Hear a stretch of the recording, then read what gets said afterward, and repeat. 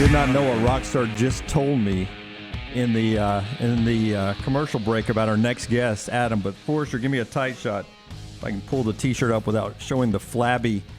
Oh no, the flabby gut here. Do you see the Hotspur He's T-shirt clapping on? for you. Look at him. Yeah. Look at Adam. I'm going to say Adam knows the roster a little bit better than you. Who's your favorite does. Tottenham player? He does. Oh, look, he's got a tattoo. Yeah, Oh, wow. He does. You know just about got it. trumped. Yeah, absolutely. Let's talk a little food here. Something we love to do on the show, Brownie. Yeah, Adam Richman is with us. Adam Eats the 80s on the History Channel. You remember from Man vs. Food. He is with us on the JohnstonRVCenter.com hotline. What is up, Adam? How are you? Thanks for having me on. Yeah, we appreciate you coming on. It is a fun concept. Adam goes back to the 80s. We're all children of the 80s. And does food that you may have forgotten you could get. Like you started with something. Dunaway told us this. I didn't even know it existed. I don't remember this from the 80s. The Domino's breakfast pizza. But Correct. It looked pretty dang good, man, when you had them recreate it. It is proof God loves us and wants us to be happy. It is. They had a sweet version and a savory version, but only for 6 months in 1985, and then it was gone. And it wasn't because it wasn't delicious. It was because it was a logistic nightmare.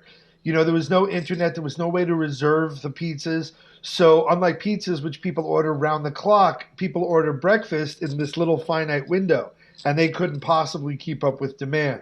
But yeah, the show is the best. I mean, I was born in 74, so the 80s were my decade for everything. And, you know, it's like I said, last decade before the internet. It's the decade where the microwave was invented, where Reagan said you could advertise directly to kids, where you didn't have to put nutritional info on stuff. And, you know, you had an economy flooded with money. And that's the cool thing about doing History Channel is, you know, you could talk about the big shoulder pads and the big hair and Max Headroom and E.T. and all that good stuff.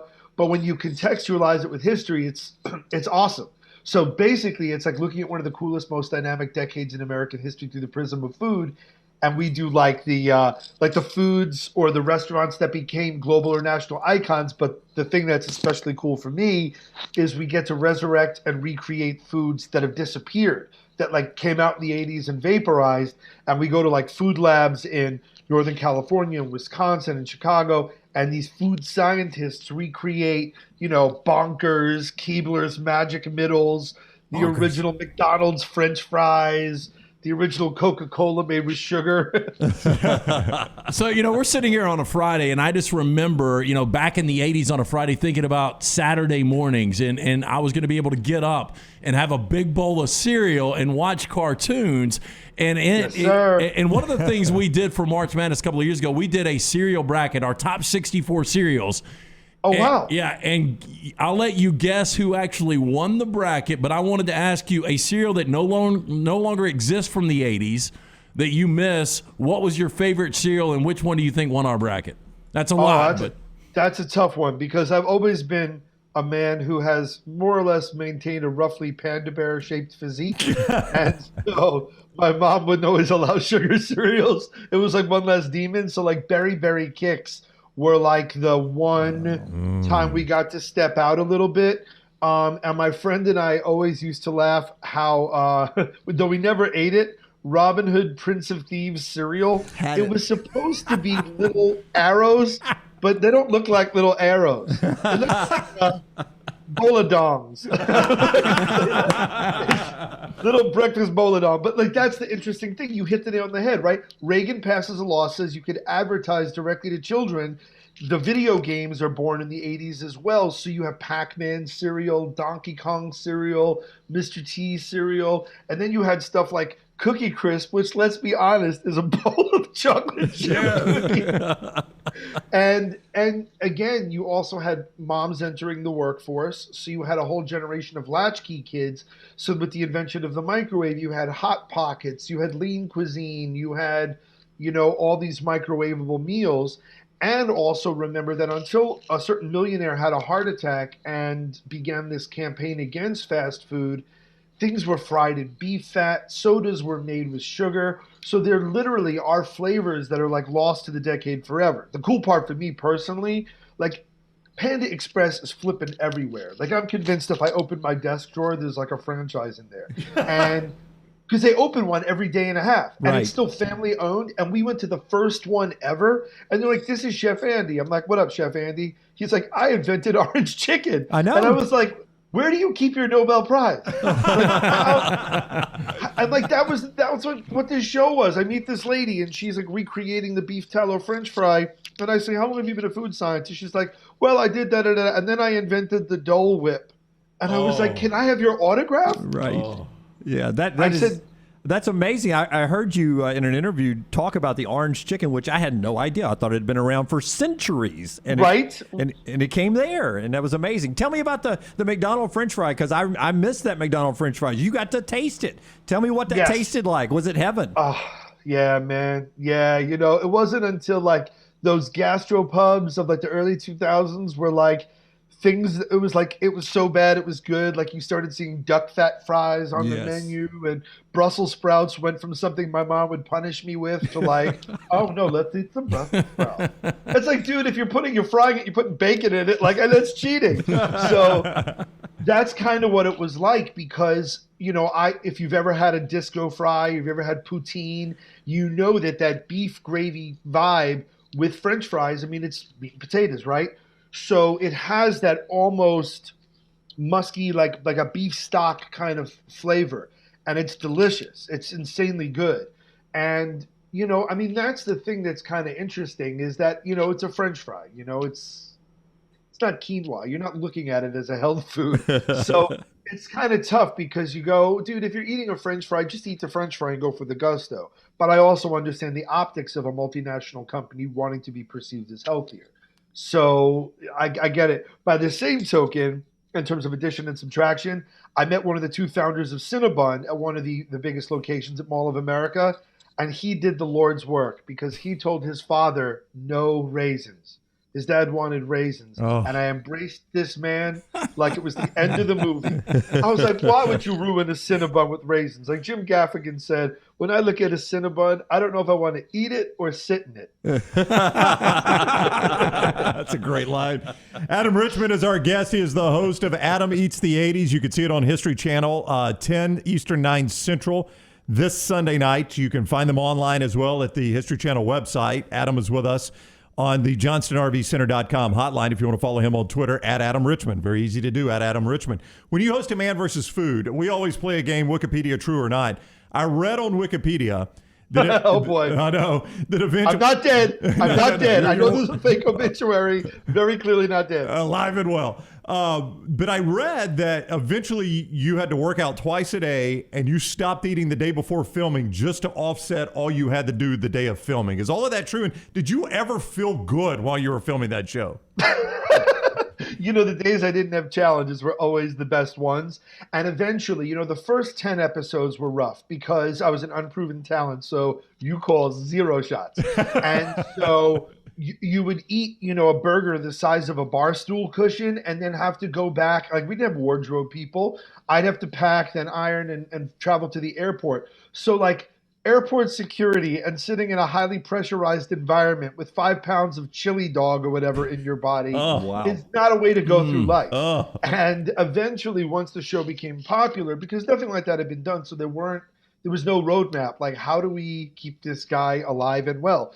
Eventually, so we would shoot little B-roll around the city, intro reads, just me mugging by like a popular statue or an iconic moment or location within the city.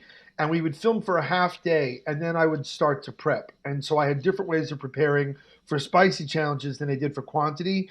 But when I filmed in the San Jose episode of Man vs. Food, I got a chance to meet and eventually become friends with the legend Joey Jaws Chestnut, who taught me one key thing. He said, try to drink a gallon of water in 5 minutes, which is insane. And but what you do is you stretch your stomach, and then through going to the bathroom and breathing and sweating, you eventually lose all the moisture, but your stomach is stretched. And he said, go into a challenge as dehydrated and as empty as you can. So I remember before we filmed the first episode that ever aired, the Big Texan Steak Ranch, the people that ran it were like, dude, please, can I give you a French fry? Can I give you a Gatorade? Can I give you? Because I was looking pale, and that was the thing, that it was filming the challenges, after about 20 hours of zero food, and you have to keep, but the challenge was towards the end of the day.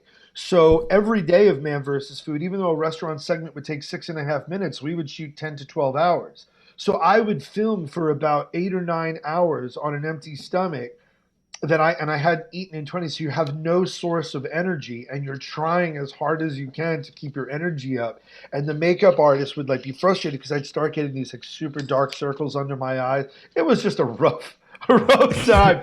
But the truth of the matter is, though, when you would go to towns that otherwise might not have had a chance to get their love, Bonner Springs, Kansas, and Arundel, Maine, and places in Maryland, and these mom and pop shops, when a local sees their place, or when a restaurant owner's family sees them lauded and lionized and made into a hero, the look that people get, it's just the best feeling in the world. And we filmed Man versus Food prior to the pandemic, one of the worst times in the hospitality industry. We started late 08, 09, and to have been part of buoying small businesses and mom and pop shops during that time.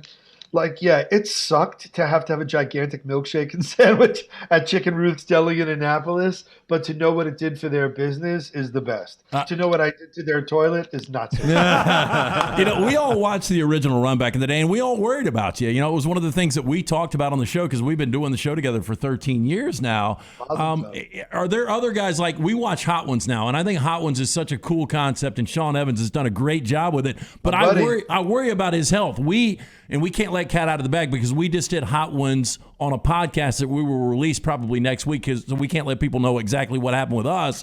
But I'm worried about his health long term. Has a guy like that ever reached out to you to ask you about, how it affected you? Well, Sean's one of my dearest friends, and I've done 2 episodes of Hot Ones, actually. And on my first episode, he asked, how much longer do I have doing this before I just combust? And I told him, I think he's like Bishop, the android from Aliens, low key, he seems superhuman, and then at the end you realize he's made of metal inside. I think Sean's force of will is just so profound, and I think he's such a proficient interviewer, and he's so task driven. It's kind of how I got through my challenges. I had a good coach when I was playing sports when I was younger who talked about visualization. And I'm very competitive. I hate losing. And I feel Sean is very much like, I've got questions to ask. I've got these marquee celebrities. I've got Dave Grohl. I've got Scarlett Johansson. I've got Colin Farrell in front of me. I can't waste time doubled over. I can't. But meanwhile, when I went to film the first episode, I said, it's okay if you don't feel well. Coolio passed out in our green room. And I was like, yo, I ain't going that. And I remember DJ Khaled had brought his own chef, ate 2 wings, and then tried to convince Sean that Sean was losing, even though Khaled only had 2 wings. And it's like, no, I'm not going to give that one to you, father of Assad. I'm sorry, but if a billionaire business owner came back and said, okay, you've been eating the 80s. I want to bring one back that doesn't exist. Which one would you recommend to him to bring back? Or maybe this is a business idea you're going to do. I don't know. No. And if it were, believe me, you're talking to a Jew here, baby. I'd hold that. You think I'm going to give away the IP on the radio? Let's not be so hasty. I will tell you, there was a dish they made in the 80s that we got. We literally had to go to Pizza Hut headquarters in Plano, Texas to have them recreate it. It's called the Priazzo, and it's like Peking duck. It takes an hour to make or whatever. But it's like a double stuffed, double-decker pizza that is somewhere between lasagna, quiche, and heaven. And I will tell you, there's been a few times in all the shows I've done since 2008 where I've seen my crew like pawing at the ground, waiting for them to yell cut so they could dive in. I have never seen, from the interns to the PAs, everyone was like, yo, because we had to make one for camera for close-ups and one for me to just make love to with my face. And that that soundbite's going to come back and haunt me. And so, and so the thing is, it's so good, and they brought back certain ingredients and stuff. And now Pizza Hut has this initiative where they call it Nostalgia, where they're bringing back those awesome red pebbled glasses and the Tiffany lamps and the tabletop Miss Pac-Man. And so I'm hoping they bring this back because I would love for people to try it. And the savory Domino's breakfast pizza, it's just little fact. So we rent cars and stuff for COVID safety. We all travel in our own vehicles. And my rental had a bum tire. I called the car rental company. They sent a tow truck over. The lady was so helpful. I was like, listen, I got to hustle back in and film. She recognized me. I took a picture with her. I said, I got to go back in. Just let me know. And she said, I can't accept the tip. And I go, well, here's half of a Domino's breakfast pizza, and it hasn't been seen since 1985. You would have thought I gave her a Bitcoin in 2009. She was like, what? I've heard of this. How did you get it? I'm like, that guy used to run all of Domino's Europe, and he's recreating it for us. And she sat there, and she's calling her friends. She's like, it's so good. She's taking pictures. She's like FaceTiming people eating the pizza. It was like quiche. It was awesome. It's 2 kinds of cheese, sausage, bacon, liquid egg, and then they butter the crust so it mimics toast. Oh. Dude. Mm. The sweet one was good, except I found out that when you bake cream cheese on a pizza crust, it's like when aliens' blood melts through the hull of the ship. It is hotter than the center of a chicken pot pie. It's like the center of a dying star. I don't understand. We took one bite and I was like, well, there's my goodbye taste buds. Goodbye. Is it true that since 1995, every restaurant you've been in, you've logged it in your journal? And if so, what's the best restaurant in Alabama or the most memorable experience you've had in our state of Alabama? Oh, wow. There's a lot. So not everyone, but that is the truth. And it actually started when I was in college in the South at Emory. I had a really bad breakup, and I bought a blank notebook to do really cheesy, bad, clove smoking, black turtleneck college breakup poetry. Right. My sorrow bleeds tears of death into my heart. I don't know what I'm. And so I've never been very proficient at Dear Diary, today was a bad day. And I found a place on Virginia Street called Virginia's. And I just started writing about the food and the waitress, the Van Morrison record that was playing, the gado-gado Indonesian salad they served. And I realized that in between all that, I was talking about my feelings. So I do write a lot of them, but now I keep a lot of it digital. And I lived in Alabama. I lived in Montgomery. I worked for Alabama Shakespeare Festival. I met a girl, fell in love. She was a graduate of Huntingdon, and her family lived there. So I've been all around and I drove to Pineapple, Alabama, Brooklyn, Alabama. I've been to Gulf Shores for Foley's Throwed Rolls. There's a lot. There's Red's Little Schoolhouse. I'll say this, El Rey, I believe it's called, the Cloverdale neighborhood of Montgomery, has maybe some of the greatest nachos in Christendom, or Jewishdom for that matter. But I love that neighborhood, but those nachos are superb. I remember a place, I believe it was called, not Little Red Schoolhouse, I think it's Red's Little Schoolhouse, where it was just like meat and 3. It's a buffet in Troy, Alabama. Oh, you've eaten that Rockstar? It's incredible. It's an old little schoolhouse that turned into a kind of like a buffet, and it is some of the best. They have a bunch of pies available, like fresh made pies. Yes, bring your Lipitor. Bring your Lipitor because everything is fried. It was funny. I said to my girlfriend at the time, if I took a fat blocker, I wouldn't be able to enter. It would be like a vampire if you don't invite him in. But I obviously have an affinity for Winsel's Oyster House in Mobile. We filmed there. They're just lovely people. I love that city as well. I work with a lot of veterans at Clear Path for Veterans, so I love the naval and maritime history of Mobile.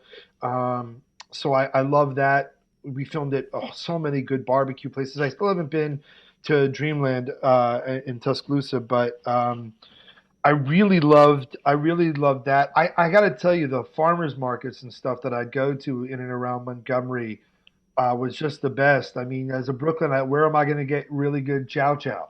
And that kind of stuff. And I mean it in earnest. Getting real red velvet and things like that. I always loved that. And I remember, like I said, I dated a girl from Montgomery, and I remember the closest thing that we lived near in Alabama Shakes was a Golden Corral, and her mom called it the Trough. She said that. She goes, Adam, you know what buffet stands for, right? And I said, what? She said, big, ugly, fat folks eating together. I was like, God damn. But yeah, I loved it though, and I, when I was there, I got to meet Sammy Stevens at the just like a mini mall, at the Montgomery Mini Mall, and I got to meet him, and he was about to do bloopers. So I had the best time in Alabama. The one thing that I learned the hard way though, we were doing something for the Montgomery AIDS outreach, like a benefit. Right. And I put on my Bear Bryant hat, and I didn't realize that Montgomery skews War Damn Eagle as opposed to Roll Tide Roll. So I thought, I'm going to put this hat on. They're going to be like, oh, yeah, Yankee boy, you did that right. I put this hat on. They were like, burn him, he's a witch.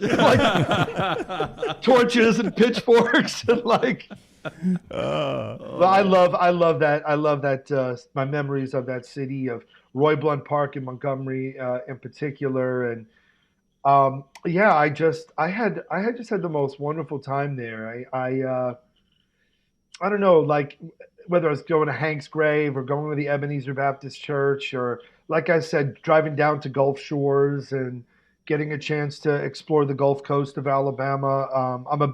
Been a big pirate guy since I was a little kid. So going to Fairhope and going to Mobile and learning the pirate history of the Gulf Coast, that was some of the absolute most fun I've ever had. And it's just a really beautiful state that I miss dearly, and I was honored to live there for over a year. All right, support Adam's show. Adam Eats the 80s, 9 Central, History Channel. You can see it, history.com as well. Follow Adam on Twitter, at Adam Richman. It has been a pleasure, Adam. We thank you so much for all the time. Yep.